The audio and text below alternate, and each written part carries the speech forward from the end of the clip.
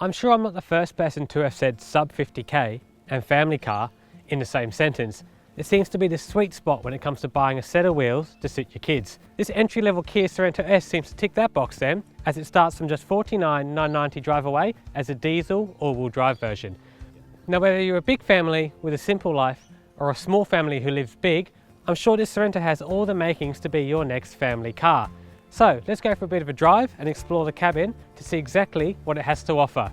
And don't forget to subscribe to our channel at any point to be kept up to date with the latest and greatest reviews from Car Advice. As mentioned, we're testing the entry to the Sorento family, which is the Sorento S. It is offered with either a V6 and front-wheel drive for $46,990 drive away, or as we have here, with a 4-cylinder diesel and all-wheel drive for an extra $3,000. It's also worth noting that if you pick the diesel driveline, you get an all-new dual-clutch automatic transmission. All petrol V6 versions use a regular, more old-school feeling torque converter automatic.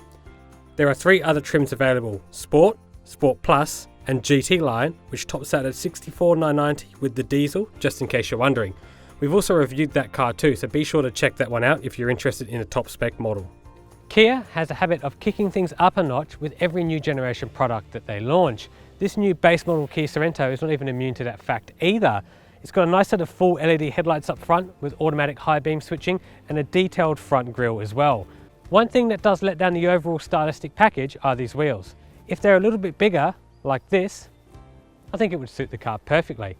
As for the rest of the car, the styling is a bit of a departure from the previous generation Sorento. It's got a lot more chiseled, and out back we have some interesting vertically stacked tail lights which have a bit of an American influence to them too. Overall, it's definitely a departure from the segment and a refreshing one at that.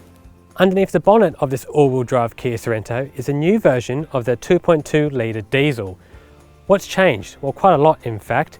The block is all alloy now, gone is a cast iron item. What does that mean for you? Well, better handling and better dynamics, as a lot of weight has been saved over this front axle area. Underneath here too is Kia's latest dual clutch transmission, which has 8 forward gears and employs wet clutches too for excellent thermal properties. What does that translate to? Well, it makes this car excellent at towing. Speaking of towing, the tow ball will take 200 kilos from a downball weight perspective, and it will tow 2 tons braked. The first thing that becomes apparent in the cabin of this new Kia Sorento is the amount of space that's on offer. This large center console gives you a good idea of the amount of width that's on offer too. The materials in the cabin look and feel high quality, and these seats look nice and easy to clean too, which is great because no doubt you're going to be cleaning them after your kids make a mess in the back. This textured material up on a dashboard does feel upmarket, but there are a couple of cheap points in this cabin. First is the air conditioning system. There's no digital climate control offered, just these knobs, and they do feel a little bit basic. Second is that there's a key to start the car. Now as a family SUV, I expect that there are going to be parents using this car with kids over their shoulders sleeping, carrying heaps of bags. The last thing you want to do is jump into your pocket and search for a key. Hopefully they address this in the near future. As for your staple items, an 8-inch touchscreen infotainment system runs the show, which is complete with Apple CarPlay and Android Auto. There's not 1 or 2, but 3 USB ports up front too, even in this entry-level model. If you've got children in support seats, then you'll like the Kia Sorento. As you can see, there is a lot of space on offer in this second row. There's a great door aperture, which means you can slide baby in and out. This seat is set for someone around 6 feet, and you can see there's a lot of leg room there for the kids. Overall, it's a great second row for child seats. Got 3 kids? You've got to want one of these cars. Look at the amount of space that's on offer in this second row. This is my driving position, around 180 centimeters tall I am, and I've got great headroom, great knee room, and great foot room to boot too. As for other nice to haves, there's a cool cup holder in the door, which is very handy, and these dual storage pockets, which are great for kids' fodder. As for other things, there's a USB port, a 12 volt, and a pair of air vents as well. I'm quite comfortable here. This seat is nicely proportioned. I can see myself settling in here on a long road trip. Let's jump in the third row to see what's on offer back there. One thing I love about this third row is this electronic latching system to get in and out. It also makes it easy to let yourself out of the back once you're in too. That was easier than first thought. So what's available back here? Well, we've got some cup holders and some storage areas, a 12 volt port, but no air conditioning controls or no air vents either. One other thing to note though, however, is there's ISOFIX on both of these seats too, so that means you can have 4 child seats installed in this Kia Sorento. As you'd expect from a family wagon, boot space on offer is great. In 7-seat mode, you've got 187 litres of storage. In 5-seat mode, you've got 616 litres of storage. And in 2-seat mode, you've got 2011 litres on offer. As for the dimensions on offer, this boot area is also deep and wide. I'll show you that now with this stroller, which will fit in 7-seat mode nice and easily. You could chuck a couple of bags on top of there too. Overall, it's a great, versatile cargo area. One question on everyone's lips with this car is how good is this new dual clutch automatic transmission? The short answer is absolutely fantastic. The long answer? Well, it's calibrated really, really well. It feels almost like a regular torque converter automatic. It's not snatchy, it's not grabby, it doesn't have any of those poor tendencies that we've come to drive around and with dual clutch transmissions. All in all, 2 thumbs up from me there. Another nice part about this car is the ride and handling package.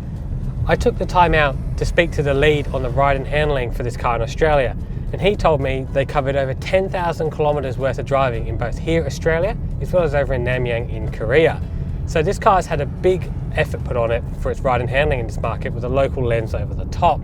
Now what does that mean? Well, it's comfortable, it's smooth to drive, it's easy to get to know, the steering is well weighted, a little bit lazy, but well weighted, which is the most important thing. To be honest, I can see myself behind the wheel here on a good long distance drive and not feeling fatigued at all. The only other negative with this package is that the Sorento does battle a bit with quick directional changes. If you're going at speed and you want to shift from left to right, you do feel the mass. But honestly, this is a big 7-seat SUV and that's probably the last thing you're going to be doing, so it's tolerable. On these B roads that we're driving today, sort of country roads to give you an idea, road noise is a little bit noticeable, not overly so though, so it's easily bearable. I keep coming back to that point about this car feeling comfortable. Now it's just not physically comfortable, I don't mean that, I mean it's comfortable in every sense. It's an easy car to get to know. It's easy to drive with that aforementioned good steering, good visibility, and just the way it shrinks around you, it's just easy to understand what's going on, and it'll be not a burden to drive in any metro areas too for that matter. Cross-country touring, inner city touring, either, this car is great for both of those things. Now this car does have a suite of active safety systems, rear cross traffic alert, lane keeping assist and the like, all of which are good. However, the active steering system in this car is a little bit over-intrusive. Normally I leave all these systems on in these cars in order to test them thoroughly, but with this car, the steering assist system was a little bit over-intrusive. The best balance is leaving that off and leaving the warning on, so you do have that assistance when needed, but it doesn't provide any input. The brand has managed to include a vast array of active safety assist systems as standard, including blind spot monitoring with active avoidance assist, rear cross traffic alert, again with avoidance assist, AEB that detects cyclists and pedestrians at junctions, adaptive cruise control, just to name a few. All in all, it's a well-equipped and safe way to move your family around. In my eyes, as a whole, the Kia Sorento is the new mainstream 7-seat SUV leader. As an entry model S version diesel all-wheel drive as we have here, it's not a bad thing too either. It stacks in everything that you want from a family SUV. A sub 50k price point, ISOFIX across all 4 seats, heaps of space and stacks of convenient features too. If this car's not on your shopping list, I reckon you get it on there quick smart. If you're considering anything else in this segment, make sure you let us know in the comments below so we can compare this thing to the other options out there. And as usual, make sure you like this video and subscribe to the Car Advice channel.